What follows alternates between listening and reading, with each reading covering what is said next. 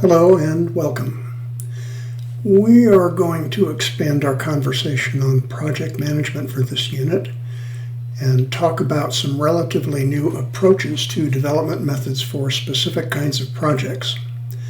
These methods are grouped under the broad moniker of Agile methods, and they grew out of the need to try to bring better results to the process of software engineering, which you may recall from our last lecture doesn't have a great record for on-time, on-budget success. But first we'll take a brief look at traditional methods so we'll know what to compare. Traditional product engineering, whether it be a bridge or a car or a software package, follows a path from initial conception to final build that's called waterfall design.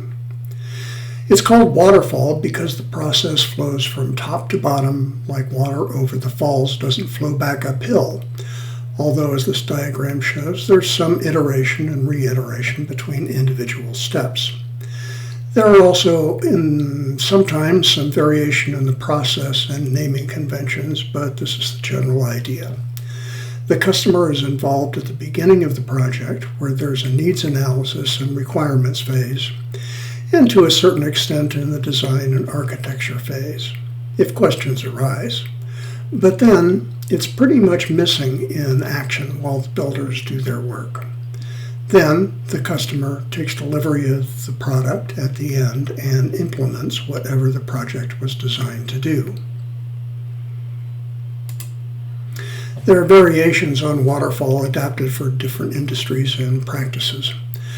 I'll mention one just in passing that's widely adopted in manufacturing, which is stage gate. Stage gate is still basically a waterfall process that provides a conceptual and operational roadmap for moving products through a series of decision gates from concept to launch. At each stage, cross-functional teams must complete a prescribed set of activities prior to getting management approval to move through the gate to the next stage. At each stage, there are activities, integrated analyses, and deliverables. Waterfall works well, and still works well, for engineering products like bridges and cars. That's because bridges and cars are well understood, and the processes that go into estimating them and building them are reasonably predictable. That's not to say they don't ever suffer delays or cost overruns, but the track record is pretty good. And project failures such as bridge collapses are pretty rare. Variations like stage gate have made manufacturing efficient and lean. This hasn't been the case with software. The problem is that it has proven very difficult to estimate software costs. Project requirements change more quickly even as the product is under development. And without continual customer feedback, a team can spend a year or more developing a large project, even before getting to the software assurance and testing phase, when change orders and development issues will be expensive and customer requirements have moved the bar. Initial designs are often difficult to translate to working code, and customers may be sensitive and surprised by final working deliverables. And once software begins to lag and fall behind schedule, there's virtually no way to get caught up and back on track. This was demonstrated in an essay, The Mythical Man Month, back in 1975, in a book of essays of the same name. It turns out, counterintuitively, putting more programmers on the job actually takes longer because larger teams and more teams need to spend more time communicating with each other than they save in writing more code. I've put a link to a copy of the book in the module plan if you want to read the essay. I've also put a link to a short parody of the Software Engineer's Night Before Christmas that illustrates the problem of the lack of communication between the customer and the developer.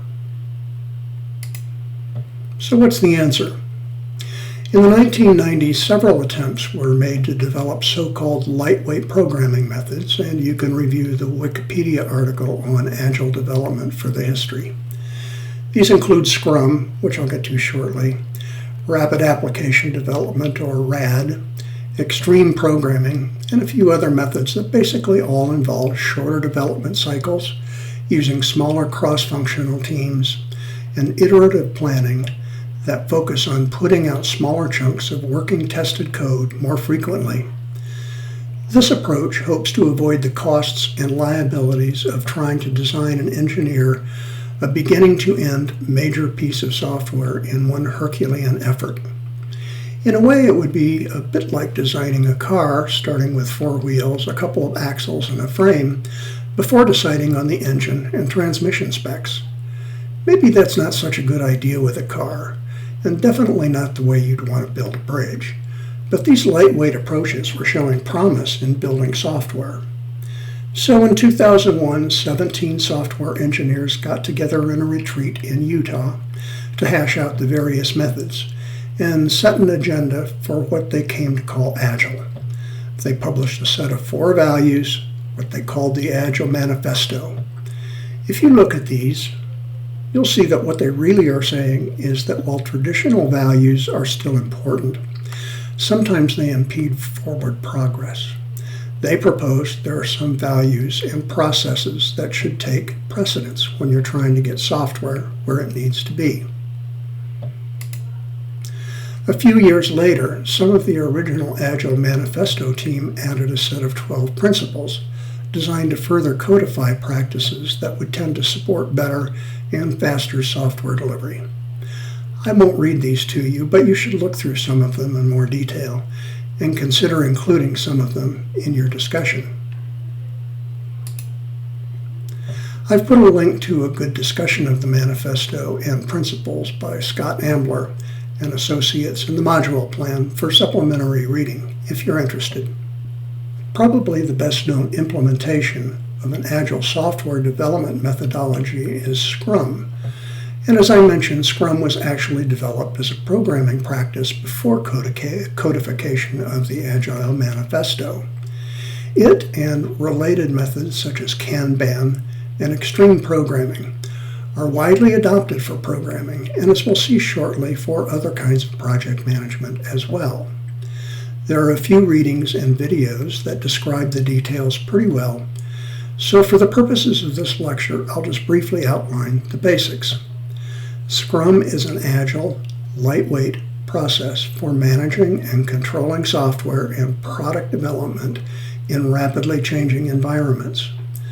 There are 3 major components: roles, processes, and artifacts. The Scrum Master is the role of the traditional project manager, who coordinates a cross-functional, self-organizing team of typically 5 to 10 people. The product owner is the customer representative who acts on behalf of the customer and could be a product manager or someone else who knows what the project is and how it should sequence. There are typically 5 process groups. The kickoff is the project introduction meeting, where the whole team is introduced to the goals, vision, and scope and overview of the project. Roles are defined, the approach is set, and the action plan is defined. In the beginning, the product backlog is the project wish list, everything that the customer wants to see in the product. And the product backlog is organized in order of importance. From then on, work progresses in bundles of activity known as sprints. Depending on the project, a sprint typically lasts between 2 weeks to no more than a month.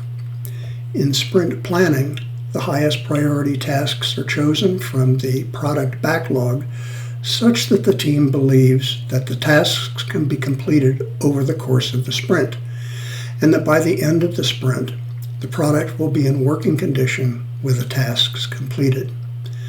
During the sprint, project requirements can't be changed.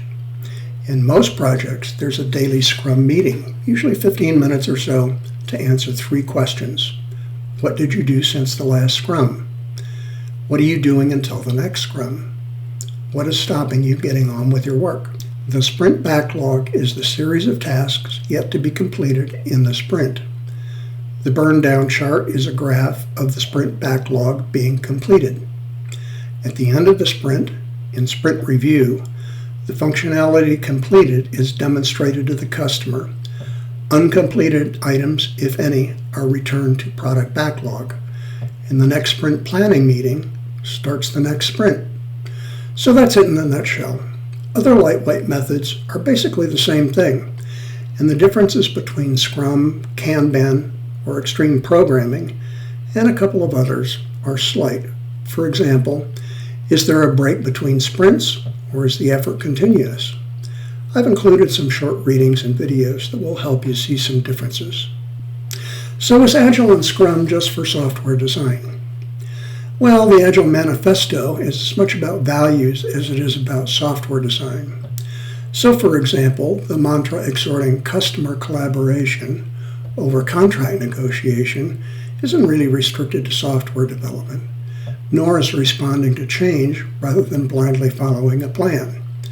It's clear that the principles of Agile aren't particularly limited. The question is, how do you adapt something like Scrum more generally, and specifically in our case, what kinds of digital projects make sense for Scrum-type approaches? While Agile is about values, Scrum is about methods. The first thing, as several of the readings will point out, is that you won't be able just to read a book on Scrum and plop it into your organization. There are still projects that will need to be fully planned using traditional project management. Further, it's not a choice of Scrum or PMBOK. Scrum projects can peacefully exist within an organization using traditional project management methodologies and tools. In fact, while it's true that we call Scrum a project management methodology, remember that we also call it lightweight. It may be the only thing you'll need for a small development project, but it's not designed for every project, especially big ones, and it doesn't manage all of the same things that PMBOK or Prince2 cover. And you may need some training.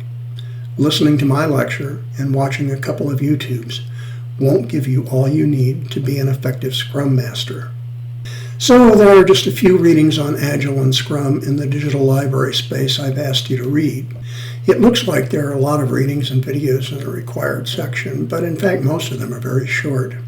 A few 5-minute videos and some 2 or 3 page short trade articles just to bring you up to speed on the terminology and practices. These are the ones you should concentrate on, and perhaps a couple more that may be added after I record the video. Servone's Understanding Agile Project Management Methods Using Scrum is your basic introduction to the details of Scrum in the library.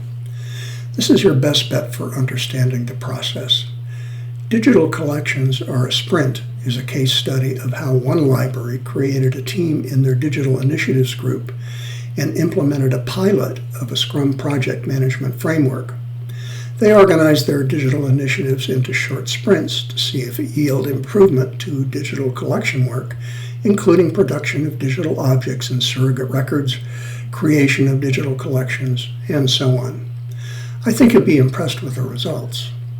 In Agile Methods for Project Management, Ellis and so on applied Agile methods to the Steve.Museum project of social tagging and developing software that museums can use to make social tagging a reality for museums and other organizations. This was a collaborative effort involving 12 institutions and other partners.